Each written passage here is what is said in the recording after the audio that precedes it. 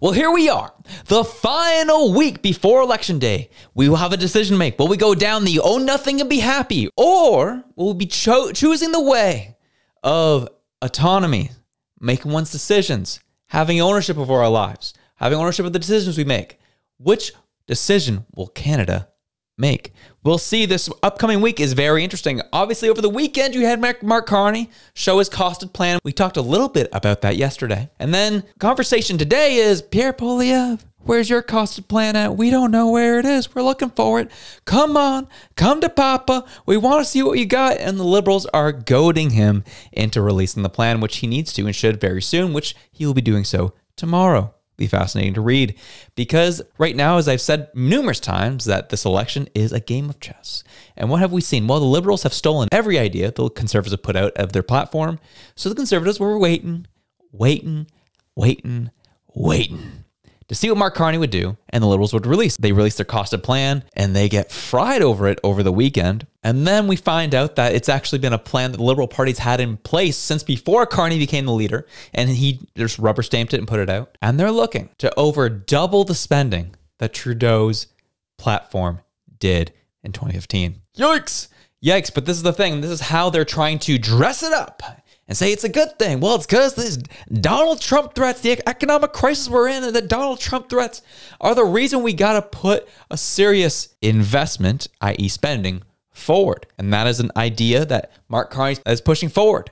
And CBC is making sure to hold the water for him. And we'll show you here. Before we do that, make sure to like, share, and subscribe. It really helps us out, helps the show, helps us to grow, and as well gets a different side of the argument out into the ether. Continue to like, share, and subscribe. And the people who do, thank you so much. You are awesome. And those who are new, feel free to boom, hit that like button. Really appreciate it. Let's look into the story here. CBC holding the water of Mark Carney's rhetoric of, oh, Donald Trump is such a threat. That's why we got to put $130 billion of new spending forward. Setting a record. I want someone who can take on Trump.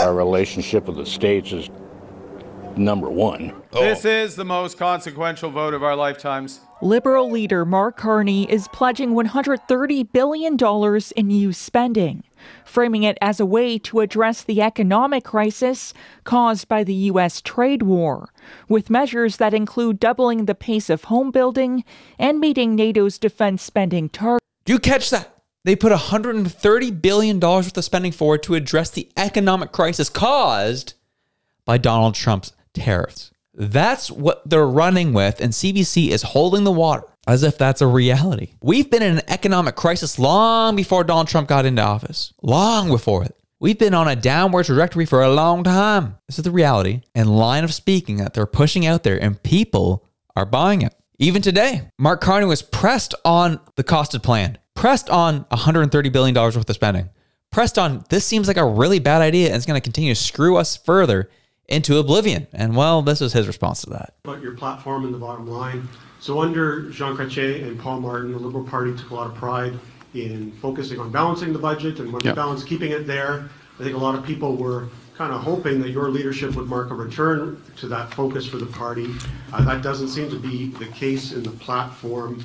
There's no reference to ever balancing the budget, and you are suggesting you will walk away from the fiscal anchor that the government stated just as recently as December, which was to keep the deficit below 1% of GDP. So what do you say to Liberals and Canadians who are disappointed to see that direction? Well, this is a fundamentally different approach. This is an entirely new government. It's a fundamentally different approach. Okay, first thing.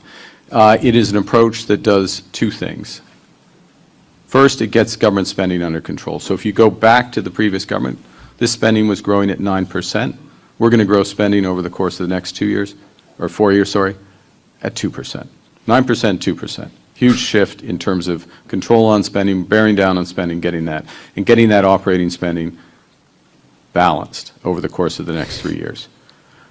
The second element that's different, fundamentally different, that meets the moment, is that we are in a crisis.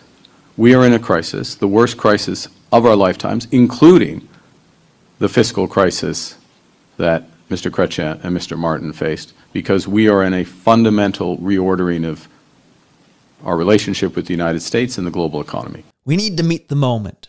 We are in a crisis with our relationship with the United States. We are in a crisis caused by the last 10 years of Liberal leadership And we've proven and shown that this platform was built, written up, and ready to be pushed out before Carney even got to the party. He may have made a few tweaks to it, and that's about it. There is nothing new under the sun with this party. You're going to get what you get, no matter who the leader is. That's how this operates. That's how the politics work here, unfortunately, in Canada. So yes, it is the same Trudeau Liberals you're going to be getting if you vote for him. You're going to get the exact same results. And he's even promising it, even worse spending. He's saying, well, it's because of the economic crisis ahead of us, because of Donald J. Trump. That's what they were trying to get you to believe. Forget about the crisis that was created before the Trump tariffs showed up. No. We're going to ignore all that happened. Just as they ignored all the deficit spending they did before COVID hit and said, well, the stupid spending we had before COVID hit, we came to roost during COVID, and then they blamed that on COVID. And now here we are, all the stupid spending they've done throughout COVID and up until now, they're now blaming it on Donald Trump. This is how they operate. This is how they move the goalposts. Then it will never end, my friends. Simply put, hate to say it, it's the reality. Even if Carney was like, yeah, we actually want to have a balanced budget. Even if he wanted to do that, we know that's not what he actually wants. We know that probably the tweaks he made was like, we want to increase spending of this budget. That's likely what the tweaks he did make, because we know how much he likes inflation. He's the only economist I've ever heard in my life who said that inflation is a good thing. As a reminder here, he said to a CNN reporter not too long ago. Whether those are temporary because the support mechanisms are still there, or whether they're more permanent. But I would say in general, Richard, the combination of the strength of the initial bounce backs, the scale of the stimulus that's still being provided, and the fact that we're seeing some of these supply frictions, if I can put it that way, suggests that we will be in a position where inflation returns more firmly, and policy will need to be adjusted. And I'd underscore, though, that is a good scenario, because that means that economies are moving forward. Inflation will return more firmly. And I say that is a good thing because the economy is moving forward. Inflation is a good thing, he says. Returning more firmly is a good thing. Inflation is a hidden tax on your money. Do you know who benefits from inflation? Pierre Poilievre has pointed this out numerous times, and so have economists. People who own assets. They're the ones who benefit from inflation. That is the huge conversation. That is the huge tension we're seeing between generations during this election, isn't it? That is the narrative. The boomers who have acquired all their wealth, have acquired their assets, love seeing their assets go up. Millennials and those younger have not been as lucky to get those assets and have to keep working harder and harder and harder to make ends meet and hopefully, prayerfully, somehow afford a home of their own, which will never happen. That's who inflation benefits. And we can even just take it off of people. Inflation benefits corporations. The record high inflation we saw during COVID was the biggest wealth transfer we've seen in our human history. From the middle class to the upper class. It went straight to the corporations, because what happened? Do you remember what happened? They shut down the mom and pop shop, says you can't run, but Costco can remain open. Walmart can remain open. Home Depot can remain open. All the big chains could stay open, but mom and pop shop, you got to stay home and collect CERB. Sorry, get used to it. That's how that happened. And people like Mark Carney were a part of seeing that happen. So I'm not surprised someone like him saying inflation is a good thing because he's a part of the elite. He's not one of us. Hasn't been one of us in a long time, if ever he was. Only someone who's not connected with reality would say inflation was a good thing for the economy. Ginny Roth, Crestview strategist, was talking about Carney's costing platform and how weird it was and how confusing it would be to Liberal voters. I was also shocked. Like, I thought, I think that there's a lot of continuity between the Trudeau crowd and the Carney crowd and each of their approaches to the world. But I thought at a minimum, the Carney platform and messaging would sort of continue to pay lip service to this idea that, like, we got some big things wrong. We probably taxed people too much. We spent too much. We've got to revert to a sort of like soft center-left, centrist approach. And that is just not what you see in the platform at all. Like, the platform, if anything, is a unapologetic doubling down on that approach.